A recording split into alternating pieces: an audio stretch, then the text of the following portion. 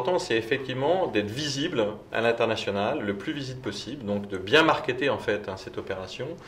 Et pour cela, il y a quelques grands salons mondiaux dans lesquels ça peut se faire, dont l'un d'entre eux, qui est le plus grand salon mondial de l'innovation, qui est le CES, donc Consumer Electronics Show, qui se passe à Las Vegas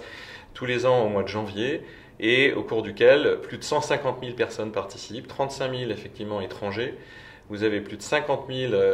on va dire, PR agents et sociétés de presse, etc., qui font la promotion de cet événement. Et en général, se sont présentés entre 20 et 25 000 innovations par an, ce qui est quand même assez extraordinaire pour 3 000 entreprises qui, effectivement, présentent sur ce show. Alors, ce qui est très intéressant à dire pour l'option de CES 2014, c'est que ce serait une occasion extrêmement intéressante pour les quartiers numériques de faire leur promotion, dans la mesure où un nouveau volet du CES va se créer, qui est en fait qui concerne les villes numériques et les villes connectées en particulier.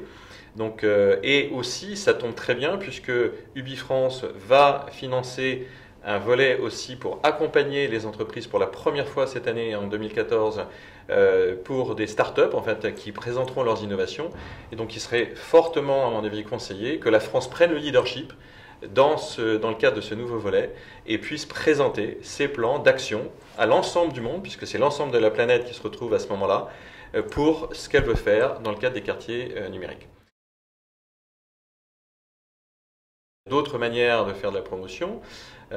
au travers de connexions par exemple avec d'autres incubateurs américains, étrangers, chinois ou éventuellement en Asie ou ailleurs, puisqu'il y a des incubateurs évidemment dans le monde entier. On parlait à un moment donné aussi d'échanges évidemment très intéressants dans le domaine de la R&D entre les universités françaises, les universités américaines, les universités effectivement du nord de l'Europe par exemple et d'autres qui sont très très versées aussi sur le numérique.